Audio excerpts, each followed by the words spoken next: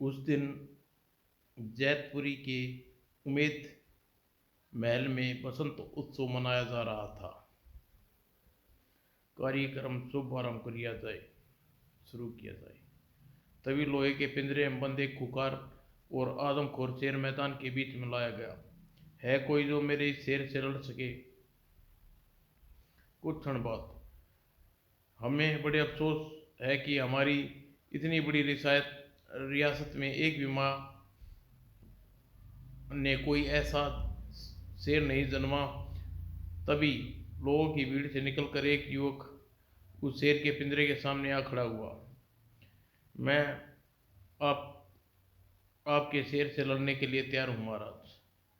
तुम लड़ोगे? तुम अभी बालक हो, यह शेर तुम्हें तीर फाड़ कर खा जाएगा।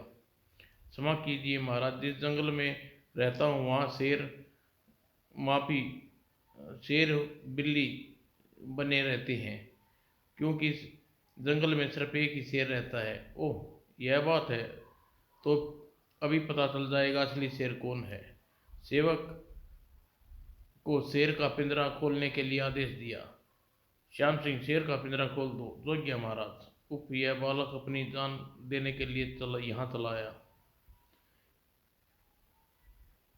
जैसे ही शेर के पिंजरे के पास युवक ने अपने कटार निकाल ली। ठहरे युवक, यह अन्याय है। निहत्थे शेर से तुम हथियार लेकर लड़ोगे? तुम किस बात के शेर हो? अगले ही पल युवक ने अपनी कटार एक और फेंक दी। अब खोलो इसका पिंजरा। लेकिन श्याम सिंह जैसे ही पिंजरा खोला गया, शेर दौड़ता हुआ पिंजरे से बाहर निकल आया। किंतु वह शेर युवक के पास न झपटा। महाराणा ने मंच की पर दौड़ा। अरे, यह शेर तो मंच की ओर जा रहा है। कहीं यह हमारे महाराज के ऊपर तो हमला नहीं करेगा? शेर खुला देख कर लोग भगदड़ मच गई। भागो भागो, शेर आ गया, आज जरूर दो चार को खा जाएगा। भागो भागो, शेर आ गया। उसी क्षण महल के झरोखे में बैठी राजकुमारी राजमहल औरतें भी डर कर चीख उठी। अरे, कोई महाराज को बचाओ। तभी वह वीर युवक छलांग लगाकर महाराज के सामने आ खड़ा हुआ।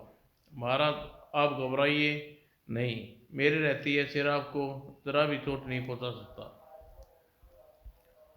अगले ही क्षण उस आदमखोर शेर ने युवक के ऊपर छलांग लगा दी और फिर वे युवक शेर से लिपटा और मैदान में जा गिरा। सब लोग आश्चर्य से उन दोनों की कुश्ती देखने लगे। वाह, ऐसा द्वंद्व युद्ध हमें आज तक नहीं देखने को मिला। यह युवक का साहस देखो, जो शेर से कुश्ती लड़ रहा है। लेकिन उस युवक की जान पर जो बनी है, इस बारे में कोई नहीं सोच रहा।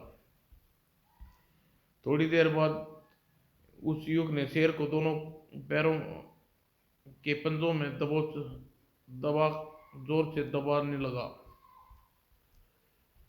और अपने दोनों हाथों से शेर के मुंह के बीच से तीर डाला।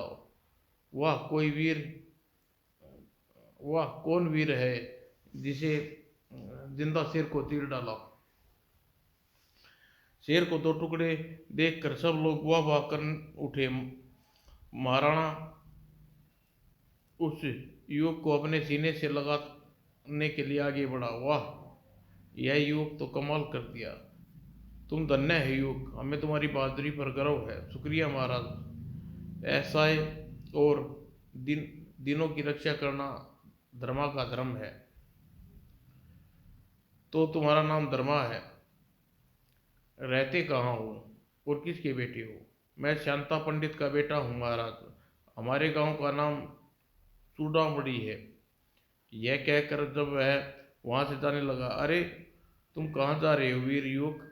अपना पुरस्कार नहीं लोगे? कैसा पुरस्कार महाराज? हमारी जान बचाने और शेर से कुश्ती लड़ने का। आप इस रियासत के महाराज हैं, आपकी जान बचाना मेरा धर्म और रही बात शेर से कुश्ती लड़ने की, तो वह मेरा शौक है, पेशा नहीं। वाह, कितने उच्च विचार हैं तुम्हारे, वास्तव में तुम एक सच्चे वीर हो। तभी एक व्यक्ति लोगों की भीड़ को चीरता हुआ महाराज उमेद सिंह के सामने आ खड़ा हुआ। गजब हो गया महाराज, क्या हुआ सुजान सिंह? महाराज, मैं और हीरो के सौदागर माणिक लाल अपने कबीले के साथ इस उत्सव में भाग लेने के लिए आ रहे थे। अचानक रास्ते में डाकू बेरहम सिंह के आदमियों ने हमारा काफिला लूट लिया और लोग माणिक चंद तथा उसके साथियों को पकड़कर अपने साथ ले गए। यह तो बुरा हुआ। डाकू बेरहम सिंह का नाम सुनते ही महाराजा उमेद सिंह गुस्से में आग बबूला हो उठे। इस बेरहम सिंह ने तो नाक में दम कर रखा है। हमारा उससे उस फिरंगियों के साथ मिलकर सारे रेगिस्तान में तबाही मचा रखी है। समझ में नहीं आता कि हम उस डाकू से कैसे निपटे। इस नेक काम के लिए मुझे एक सेवा का मौका दे महाराज। लेकिन तुम अकेले डाकू को कैसे मुकाबला करोगे धर्मा? मैं अकेला नहीं हूँ महाराज, मेरे साथ शेरा और बहादुर भी है। अगर आप अगर आप दे सकते हैं तो तेज रफ्तार का घोड़ा दे दीजिए। ठीक है, हम तुम्हें हमारा हीरामल ले जाओ। तब मैं जल्दी ही डाकू बेरहम सिंह के गिरोह का सफाया करके यहाँ लौटूंगा। जाओ बेटे, तुम्हारी रक्षा, माँ दुर्गा तुम्हारी रक्षा करे। उधर माणिक लाल और उसके साथियों को डाकू बेरहम सिंह द्वारा कैद कर लिया जाने की सूचना जब उसकी पत्नी रत्ना और बेटी हेमा को मिली। अब क्या होगा हेमा? हुआ क्या? तुम्हारी यह बहादुरी बेटी जल्दी ही अपने पिता को उस बेरहम सिंह से कैसे छुड़ा लाएगी?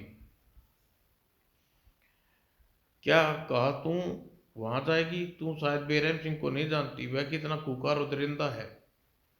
तो क्या हुआ? तुम्हारी बेटी तो उससे भी ज्यादा खूंखार है। उससे अभी उसने मेरा दूसरा रूप देखा नहीं। अपने हाथ की ताली बजाई। हुक्म मैडम। सलीम, तुम जल्दी जाकर अपने आदमियों को तैयार करो, आज यहाँ से कूच कर जाना है। सलीम के जाते ही हेमा अपने घोड़े की पर पहुंची।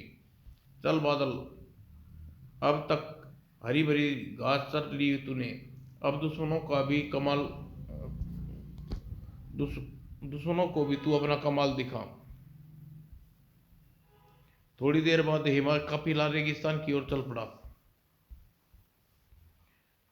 इतने पर भी महाराणा उमेद सिंह की चिंता खत्म न हुई। हमारी रियासत में हीरो के सौदागर माणिक लाल को बंदी बन जाना हमारे लिए कलंक की बात है। हम अपने इस कलंक को मिटाएंगे कैसे? तभी महामंत्री की आवाज़ सुनकर चौंक पड़े। महाराज, मेरे विचार से इस कठिन समय में आप पीर साहब से मिलना चाहिए, वे जरूर मदद करेंगे। यही बात तो मैं सोच रहा था कि हमें पीर साहब से मिलना चाहिए।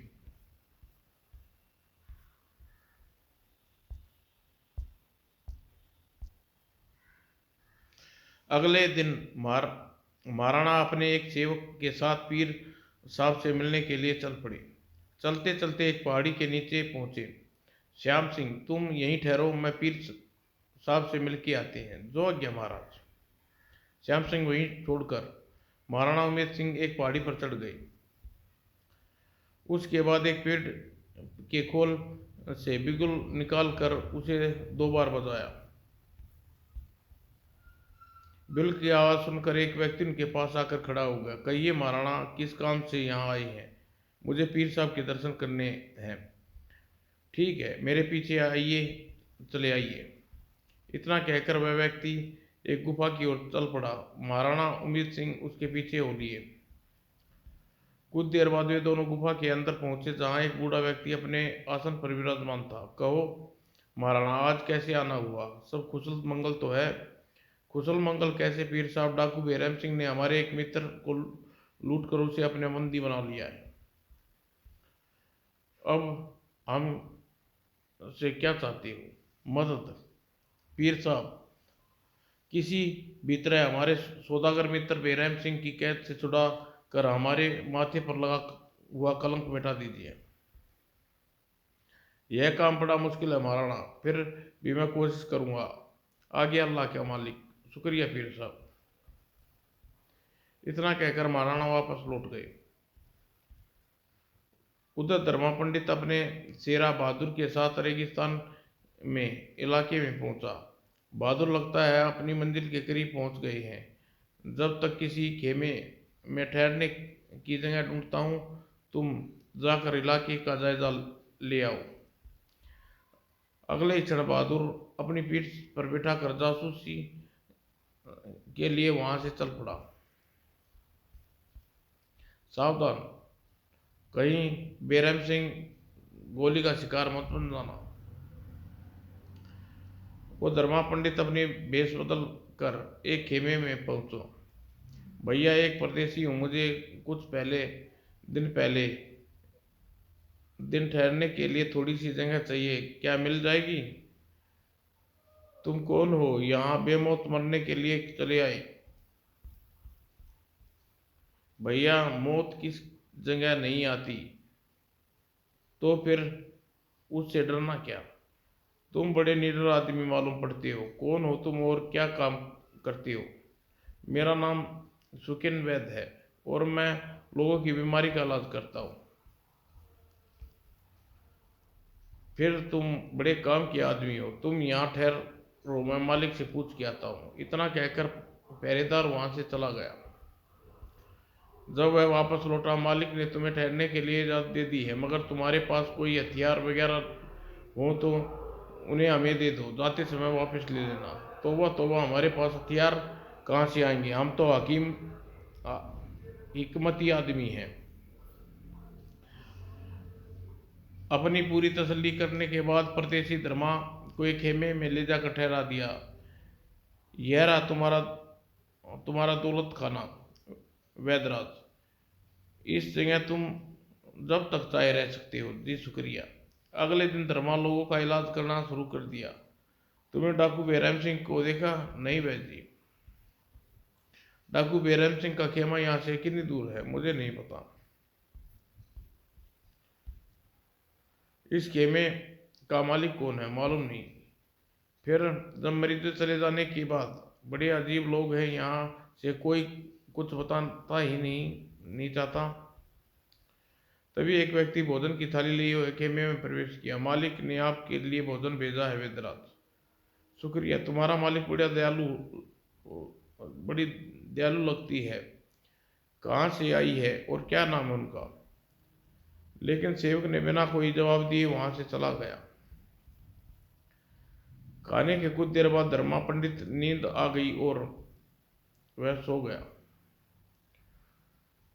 उस समय बेरहम सिंह अपने तंबू में बैठा था कि अचानक एक व्यक्ति ने उसके खेमे में प्रवेश किया। क्या खबर लाए हो जान? सरदार, मैंने आज सुबह रेगिस्तान के इलाके में एक सोने की चिड़िया देखी है।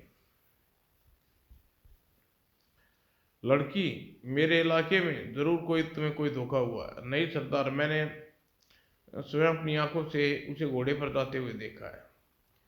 तो फिर तुम लड़की का कोई भूत देखा होगा। मैंने रेगिस्तान में इस इलाके में खून बहाया है। उन लोगों की आत्माएं मरने के बाद यहाँ भटकती है, अक्सर लोगों को दिख जाती है। तभी एक डाकू ने खेमे में प्रवेश किया। सरदार पीर आलमगीर उमर ख्याल आपसे मिलना चाहते हैं। जाओ, उन्हें अदब के साथ अंदर ले आओ। डाकू चला गया। जब यह पीर साहब आज मुझसे छुट्टी पिलाने आ गई। मुझे गुट्टी पिलाने आ रही है जान। इस वक्त तुम जाओ। जो गया सरदार। थोड़ी देर बाद पीर बेरहम सिंह के खेमे में प्रवेश किया। कहिए पीर साहब, आपकी क्या सेवा कर सकता हूँ? बेरहम सिंह, आज हम तुम से आखिरी बार कह रहे हैं, तुम अपने गुनाह से तौबा कर ले। यह बात आप पहले भी कितनी बार मुझे समझा चुके हैं। कोई नई बात कहिए।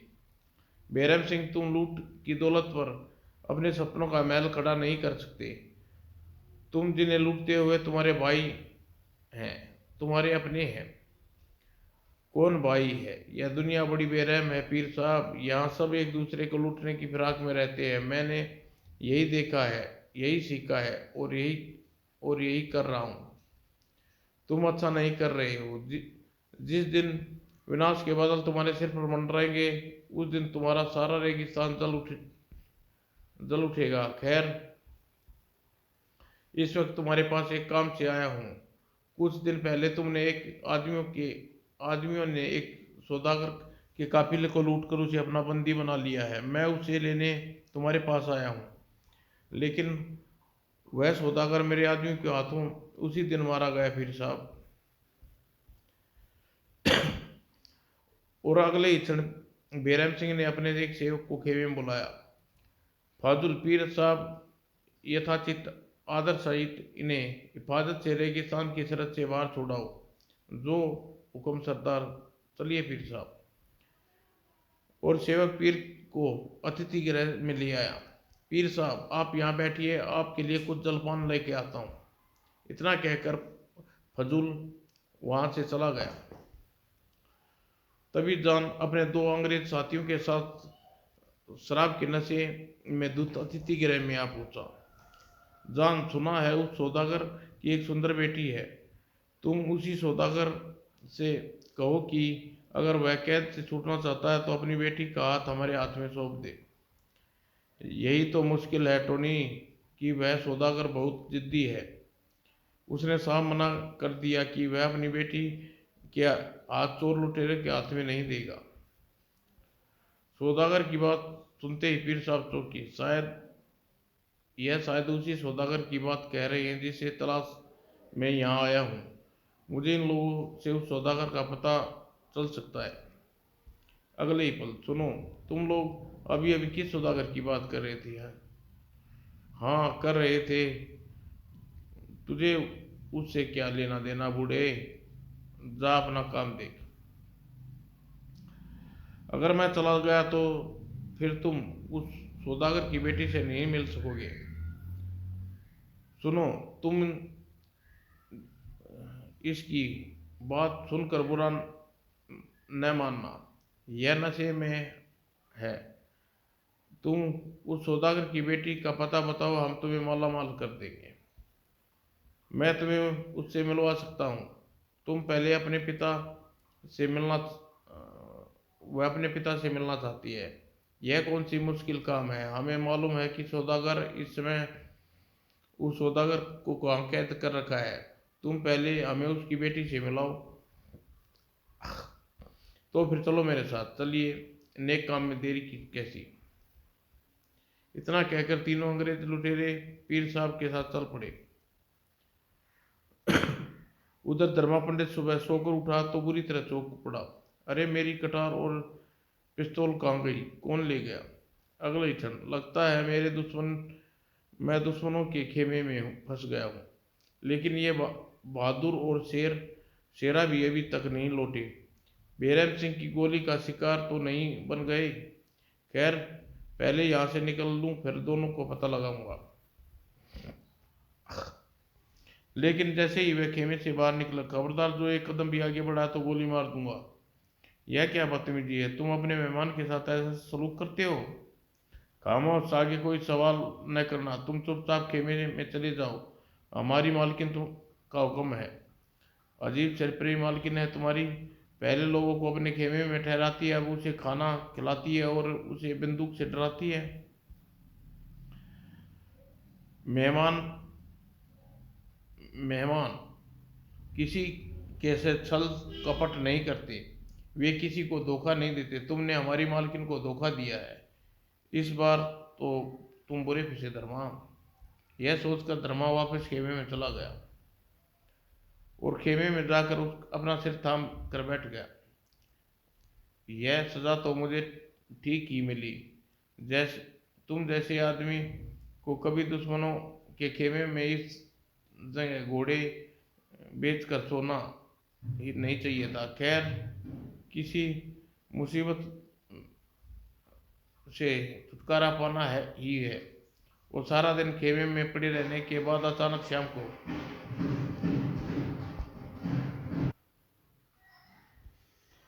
वह पहरेदार एक जलती हुई मसाल लेकर खेमे में दाखिल हुआ। चलिए वैद्य जी, आपको भी जाने का वक्त आ गया।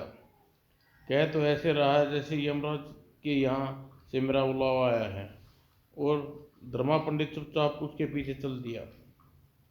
दोनों बालू के विचित्र व दुर्गम रास्तों पर होते हुए अचानक जंगल की एक खो में पहुंचे। कमाल की जगह है, यहाँ कोई भी दुश्मन आसानी से नहीं पहुंच सकता, लेकिन यह बेरहम सिंह का अड्डा तो नहीं हो सकता। वह कोई और ही बेरहम सिंह लगता है। तभी एक सुंदर युवती अपने मुंह पर नकाब डाले वहां दाखिल हुई। वीरू, वे चारों व्यक्ति कहाँ हैं जिन्हें कल रात पकड़ा था? वे सब एक खेमे में बंधे हुए हैं मैडम, उन्हें हमारे सामने पेश करो, जो हुक्म। इतना कहकर वीरू उन चारों व्यक्तियों को लेने के लिए वहां से चला गया।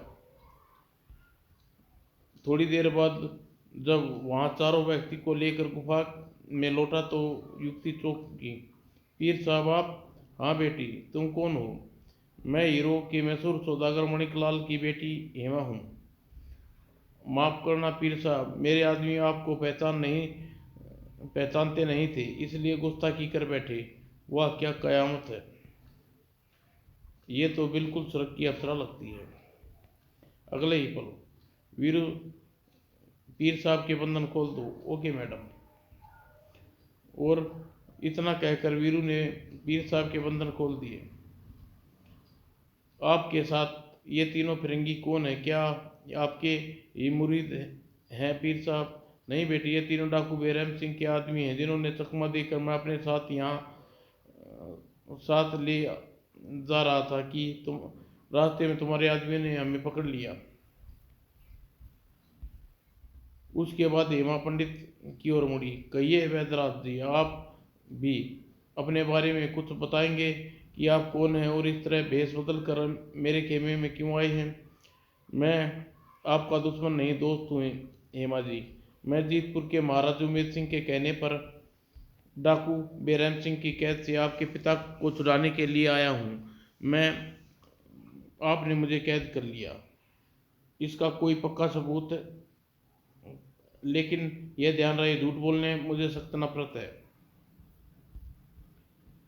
महाराणा का हीरामल घोड़ा जिस पर आपके आदमी मेरे खेमे में खोल कर लाए हैं, लेकिन आपको अभी तक अपना नाम नहीं बताया। क्या नाम है आपका? धर्मा पंडित। वही धर्मा पंडित, जिंदा शेर से कुश्ती लड़ा करता है। धर्मा की तरफ पूरी तरह आश्वस्त हो जाने के बाद अचानक हेमा जोरदार घूसा जॉन के पेट में मारा। बोल कुत्ते, मेरे पिता कहाँ हैं? आह, मुझे नहीं मालूम। नहीं मालूम तो अभी मालूम पड़ जाएगा तुझे। तू बता टोनी। हाय मार डाला। अगले क्षण वीरू, इन तीनों फिरंगियों को ले जाकर जिंदा जला दो, जो हुक्म मैडम। जिंदा जलाने की बात सुनते ही जॉन बुरी तरह कांप उठा। नहीं नहीं, मुझे जिंदा मत जलाओ, मैं तुम्हें सौदागर का पता बता दूंगा, तो जल्दी बक।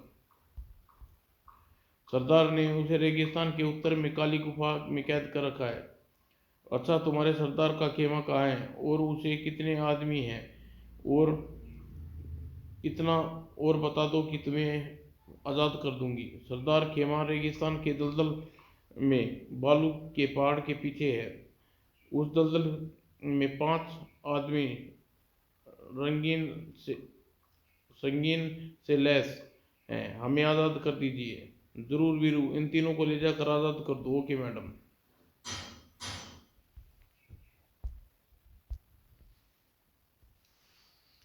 वीरू उन तीनों फिरंगियों को गुफा से बाहर ले गया, फिर उन्हें एक एक करके उन तीनों को गोली मार दी। तीनों को मारने के बाद वीरू खेमे के अंदर आया। तीनों को आज़ाद कर दिया मैडम, गुड। अब तीनों के सर काट कर हमारी तरफ से बेरहम सिंह को तोहफे में भिजवा दो। और तभी शेरा ने बहादुर और बाज को गुफा में प्रवेश किया। बाज की चोंच में कागज का एक टुकड़ा लगा था।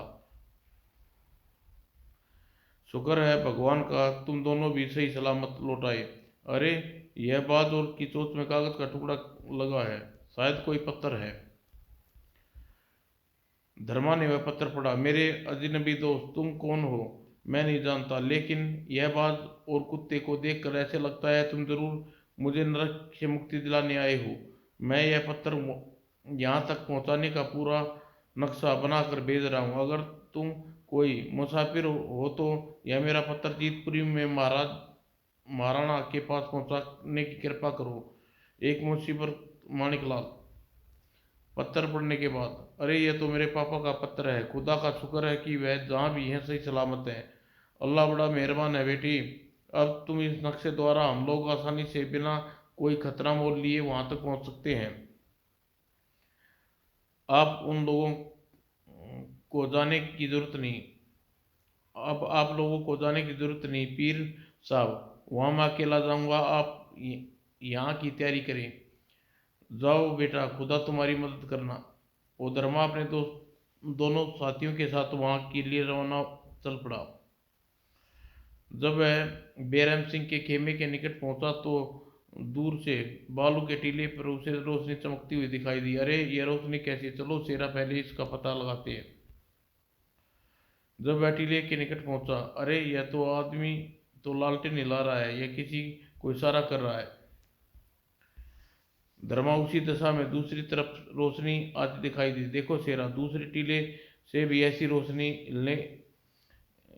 हिलती नजर आ रही है। कुछ दाल में काला है।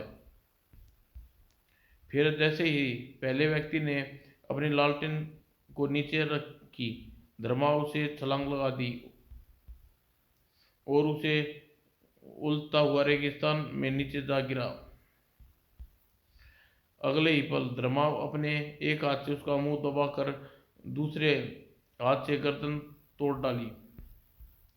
जल्दी धर्मा उस आदमी को बालू में दबा दिया। चल बेटा शेरू, अब उठा ले वह लालटेन और हो जा शुरू। जब तक उस टीले में राज मालूम करके आता हूँ। और सिर दी शेरा ने अपने दोनों पंजे में लालटेन उठाकर हिलाने लगा।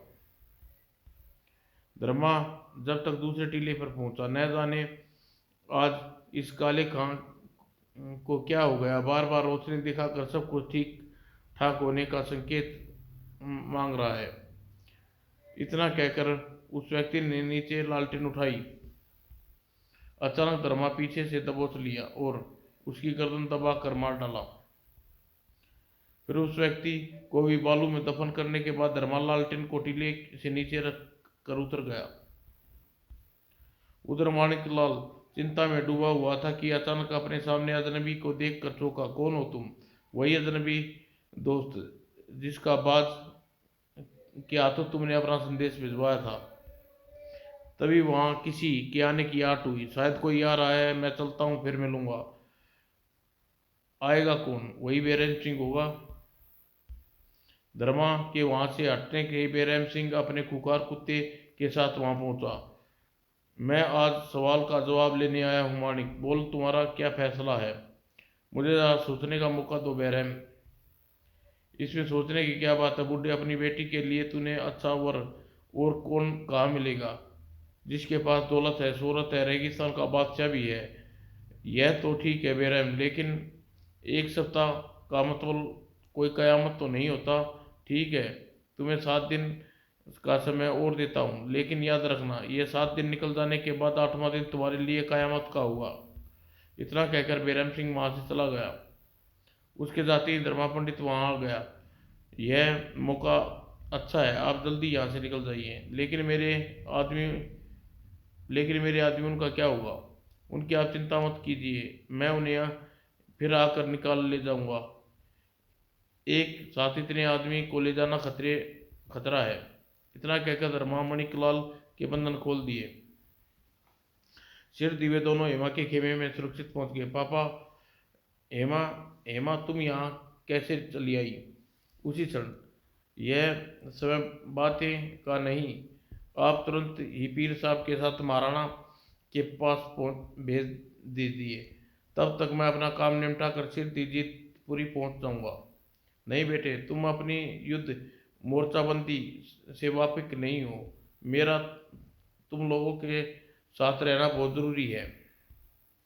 फिर गोपाल, तुम पापा को लेकर फौरन जीतपुरी चले जाओ। जो हुक्म मैडम। चलिए मालिक। गोपाल माणिकलाल को लेकर उसी रात जीतपुरी के लिए रवाना हो गया। माणिकलाल के चले जाने के बाद तीनों एक गुप्त मीटिंग की।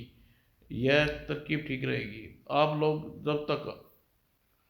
जब तक वहाँ अपनी महफिल जमाएं, मैं तब तक अपना काम निपटा कर वहाँ पहुँच जाऊँगा। अगले दिन बैरम सिंह के खेमे में डाकू ने प्रवेश किया। सरदार, मुझे रेगिस्तान के रास्ते में एक काफिला गुजर रहा है। बिना हमारा आज्ञा पत्र लिए जाओ, सबको पकड़कर यहाँ ले आओ। सिरदी डाकू का दल के साथ कबीले तक जा पहुंचा। कौन हो तुम? बिना हमारे सरदार का आज्ञा लिए कैसे रास्ते से गुजर रहे हो? इस रेगिस्तान में कोई ठेका ले रखा है तुम लोगों ने? तुम्हारे सरदार का हमाद आज्ञा पत्र ले। लगता है तुम डाकू बैरम सिंह का नाम नहीं सुना। यह किस चूहे का नाम है भाई? चूहा? ओ भक्ता, तुम शेर को चूहा बता रहे हो? रेगिस्तान का बेताज बादशाह है। सुना बन्नो, यह चूहा टल मार रहा है। ओ कबूतर, तू कैसे गुटरगू गुटरगू कर रहा है? कौन है इस पालकी के अंदर? तभी डाकू ने पालकी का पर्दा हटाया। खूबसूरत लड़की, वाह, नायाब तोहफा को देखकर हमारा सरदार खुश हो जाएगा, तो फिर ले चलो अपने साथ। डाकू जी, ऐसा गजब न करना। यह जिद्दी बाई हमारी खाल के बंजारे बाजरे का भूसा भरकर कोठे की चौखट पर पटक देगी। ओह, तो हसीना की जीनत है। ओ, ये हसीना की जीनत है। तो आज रात मुजरे की रात होगी। मुजरे की नहीं बच्चों, मातम की रात को। और अगले दिन क्षण, अगर तुम लोग अपनी खैर चाहते हो तो चुपचाप हमारे साथ चलो। हाँ हाँ चलो, तुम्हारे सरदार को एक तोहफा देना है।